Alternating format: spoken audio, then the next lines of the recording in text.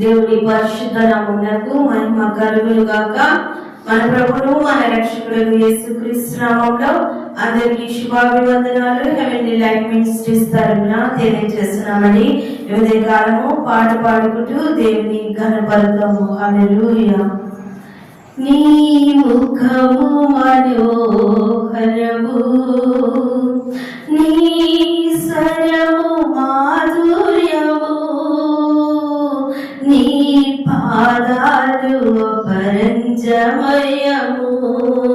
యేసయ్యా నా ప్రాణ ప్రియుడా, మనగలనా నిన్ను వీడి క్షణమైన. నీ ముఖము మనోహరము, నీవే నా తోడువై, నీవే నా జీవమై, నా హృదయలోన నిలచిన జ్ఞాపికవై. నీవే నా తోడువై, నీవే నా జీవమై, నా హృదయలోన నిలచిన జ్ఞాపికవై. అడుగడుగున నీ కృప నిక్షిప్తమై, నన్ను ఎన్నడూ వీడని అనుబంధమై.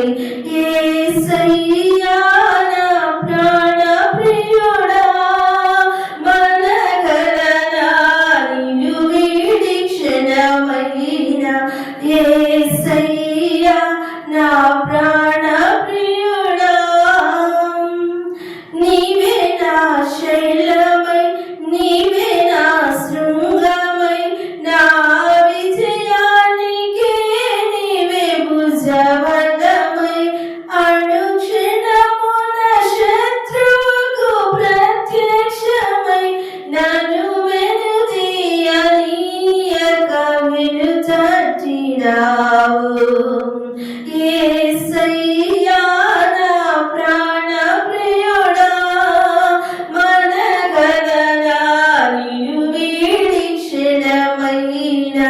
నీ ముఖము మనోహరము, నీ స్వరము మాధుర్యము, నీ పాదాలు అపరంజమయము. హల్లెలూయా.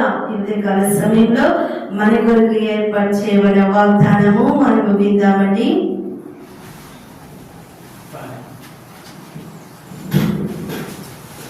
హల్లెలూయా. అందరికీ praise the Lord. Heavenly Life Ministries సంఘపక్షంగా ఈ ఉదయకాలము మీ అందరికీ శుభములు తెలియజేస్తూ ఉన్నాను. మన దేవుడు మనకు అనుగ్రహించిన వాక్యము మనము ద్వితీయోపదేశ కాండము 2వ అధ్యాయము 7వ వచనం చదువుకొని వాక్యాన్ని ధ్యానించుకుందాం. నీ చేతుల పనులన్నిటిలో నీ దేవుడిని యెహోవా నిన్ను ఆశీర్వదించును. ఈ గొప్ప అరణ్యములో నీవు ఈ 40 సంవత్సరములు సంచరించిన సంగతి ఆయన ఎరుగును. నీ దేవుడి యెహోవా నీకు తోడయుండును, నీకేమీ తక్కువ కాదు. ఆమేన్. హల్లెలూయా. ఈ ఉదయకాలము దేవుడు చాలా ప్రాముఖ్యమైన వాగ్దానంతో దేవుడు మనతో మాట్లాడుతున్నాడు.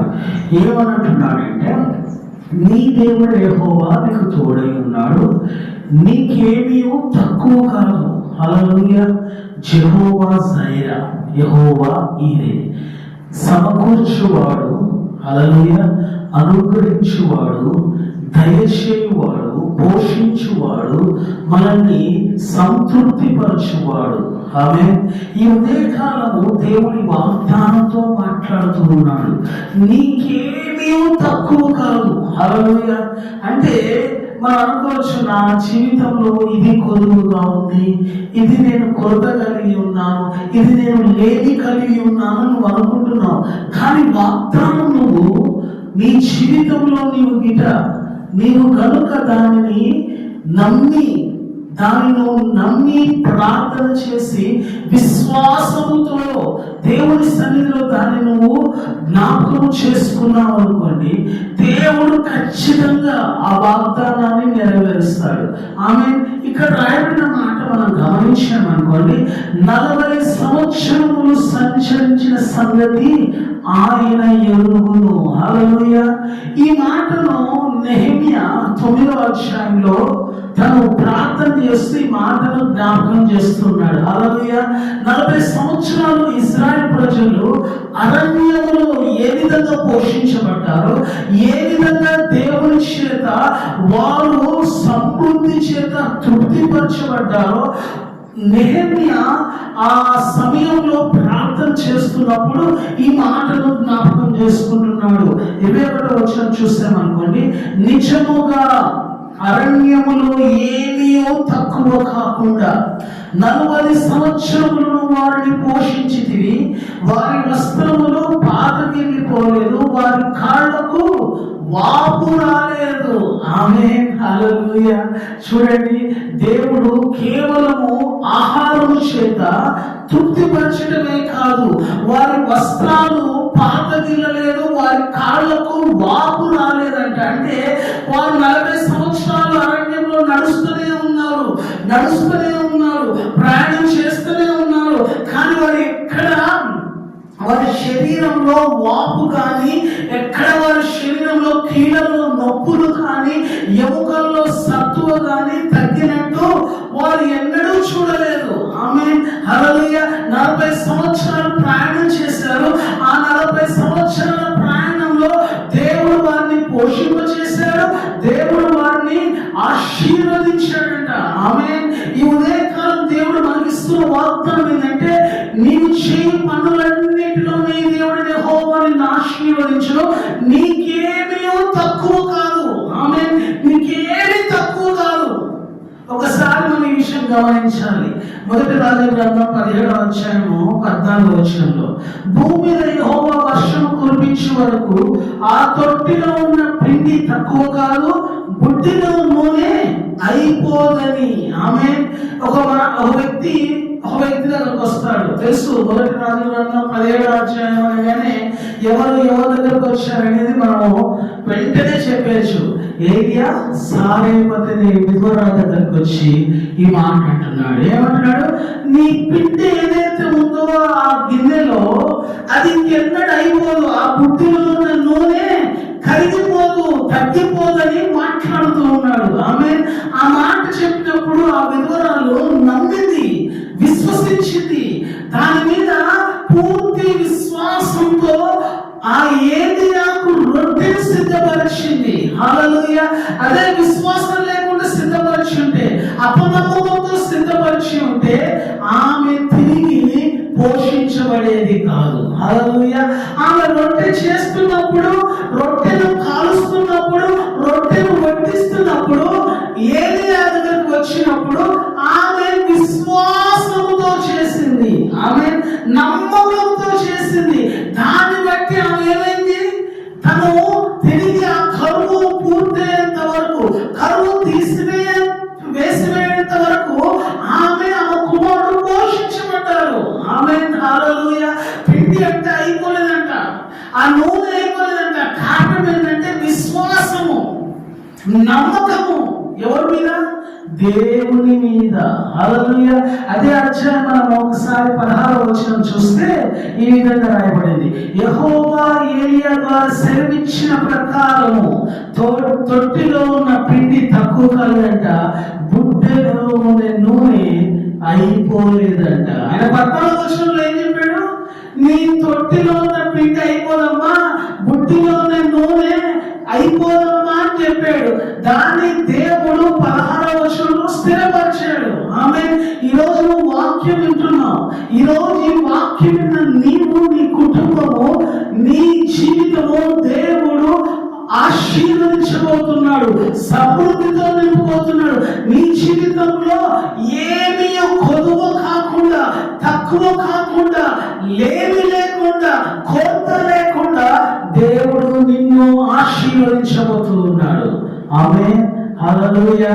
నువ్వేం చేయాలి అంటే ఈ మాటను నువ్వు విశ్వసించాలి, ఈ మాటను నువ్వు నమ్మాలి. యెహోవా ఈరే, ఆయనే సమకూర్చువాడు, ఆయనే చూచుకున్నాడు. He is our provider. ఆయన చూచుకుంటాడు. ఆమేన్. మన ఫిలిప్పీ రాసిన పత్రిక 4వ అధ్యాయం ప్రార్థన చేస్తాము. క్రీస్తు మహిమైశ్వర్యంలో మన ప్రతి అవసరము తీర్చబడిన ప్రార్థన చేస్తూ ఉంటాం. అంటే ఆ ప్రార్థన చేసినప్పుడు ఖచ్చితంగా విశ్వాసంతో ఆ వాక్యం పలుకుతూ మనం ప్రార్థన చేసినప్పుడు దేవుడు దాన్ని నెరవేర్చే దేవుడు అయి ఉన్నాడు. ఆమేన్. ఈ ఉదయకాలం దేవుడు మాట్లాడుతున్నాడు. దేవుడు వాగ్దానాన్ని జరిగించబోతూ ఉన్నాడు. ఆమేన్. ఇంకొక మాట మనం చదువుదాం. సామెతలు 10:7 ఈ విధంగా అంటున్నాడు, యెహోవా యందు భయభక్తులు కలిగి ఉండుట దీర్ఘాయువునకు కారణము, భక్తిహీనుల ఆయుష్ తక్కువైపోదు. హల్లెలూయా. అంటే దేవుని తోడుగా ఉంటే, దేవుని యందు భయభక్తులు నువ్వు కలిగి ఉండి దేవుడు నీకు తోడుగా ఉంటే నీ ఆయుష్ తక్కువైపోదు. ఆయుష్ ఏమవుతుంది? పెరుగుతూ ఉంటుంది. నువ్వు దీర్ఘాయువంతుడు అవుతావు, దీర్ఘాయుష్మంతుడు అవుతావు. అది కూడా సమృద్ధితో నింపబడుతుంది. ఆమేన్. అంటే ఆయుష్ తగ్గిపోయిందంటే అర్థం ఏంటి?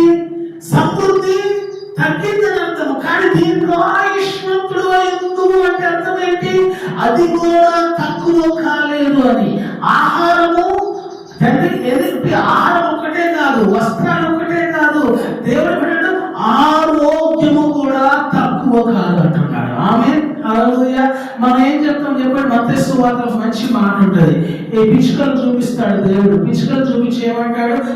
ఈ విత్తవు కోయవు, అయినా కానీ దేవుడు వాటిని పోషించుచున్నాడు అంటాడు. ఆమేన్. చూడండి, మనం ఒక చిన్న పువ్వును చూపించి ఏమంటాడు దేవుడు మత్తయి సువార్తలో?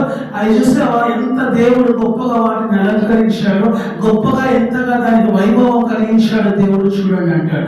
అంటే ఒక పువ్వుకి ఒక పిచ్చుకు దేవుడు అంత కనికరాన్ని, ప్రేమను దేవుడు చూపిస్తే ఆయన పోలికలో, ఆయన స్వరూపంలో సృష్టించబడ్డ మనము దేవుడికి ఎంతగా మనం పోషిస్తాడు, ఎంతగా మనకు దేవుడు సమకూరుస్తాడు. మనం చేయాల్సింది ఏంటంటే విశ్వాసము, నమ్మకము కలిగి జీవించడం. నమ్మాలి. నమ్మితే చాలు, నువ్వు దేవుని మహిమను చూస్తావు. నీ నమ్ము, దేవుడు నీ పట్ల తన కార్యమును సఫలపరుస్తాడు. ఈరోజు లేదు అంటే కదా దేవుడు అనుగ్రహిస్తాడని చెప్పు. ఆమేన్. ఈరోజు నేను పొందుకోలేదు, దేవుడు దయచేయబోతున్నాడని చెప్పు. ఆమేన్. ఈరోజు నువ్వు ఏమి నీ జీవితంలో మేలు చూడలేదు అంటే కన్నా దేవుడు నా జీవితంలో మేలు చేశాడని చెప్పు. నీ జీవితంలో ఎటువంటి కార్యం కనపడలేదు అంటే కన్నా దేవుడు నా జీవితంలో కార్యం చేశాడని చెప్పు. దేవుడు ఖచ్చితంగా జరిగిస్తాడు. ఆమేన్. దేవుడి మాటలు దీవించును గాక. ప్రార్థన చేద్దాం. పరిశుద్ధుడా, మా ప్రియ పరలోకపు తండ్రి, నువ్వు మాట్లాడిన ప్రతి వాక్కును బట్టి వందనాలు, నువ్వు మాట్లాడిన ప్రతి జీవమును బట్టి వందనాలు. అవును ప్రభా, నీ దేవుడు యెహోవా నీకు తోడై ఉన్నాడు కనుక నీకేమీ తక్కువ కాదంటున్నావు. అసలు మాకేం కొదవలేదు ప్రభా, కొత్త లేదు, ఏమీ లేదన్నావు. నీ వాగ్దానం బట్టి వందనాలు. యెహోవా ఈరేగా మాకు ప్రభా సమస్తమును సమకూర్చువాడు, సమస్తమును చూచుకునేవాడు. తండ్రి నీకు వందనాలు. అవును ప్రభా, ఆ భయంకరమైన కరువులో తండ్రి నీకు వందనాలు. సారేపతిని విధురాలని వారి కుమారుని ప్రభావం పోషించావు ఏలియా ద్వారా. తండ్రి ఈ భయంకరమైన పరిస్థితుల్లో కూడా మమ్మల్ని కూడా నువ్వు పోషింప చేయగలుగుతావు, మమ్మల్ని కూడా ప్రభా తృప్తిపరచగలుగుతావు, మమ్మల్ని కూడా ప్రభా తండ్రి సమృద్ధితో నింపగలుగుతావు. ఆ మాటను నమ్మడానికి సహాయం చేయండి. ఈ విన్న వాక్యం మా జీవితాల్లో గొప్ప మేలు, ఉపకారం కలిగించడానికి కృప చూపించమని అడుగుతూ మహిమ, ఘనత, ప్రభావములు ఆరోపిస్తూ యేసు నామములో అడుగుచున్న మా ప్రియ తండ్రి, ఆమేన్. హల్లెలూయా. దేవుడు మనందరినీ దీవించును గాక. Pastor Salmon Raj YouTube channel ప్రతి ఒక్కరు సబ్స్క్రైబ్ చేయండి, లైక్ చేయండి, షేర్ చేయండి, కామెంట్ చేయండి. చాలా మంది వీడియోస్ చూస్తున్నారు కానీ సబ్స్క్రైబ్ చేసుకోవట్లేదు, కానీ లైక్ చేయట్లేదు, కామెంట్ చేయట్లేదు, షేర్ చేయట్లేదు. Please do subscribe. My request, దేవుడు మనందరినీ దీవించును గాక. ఆమేన్.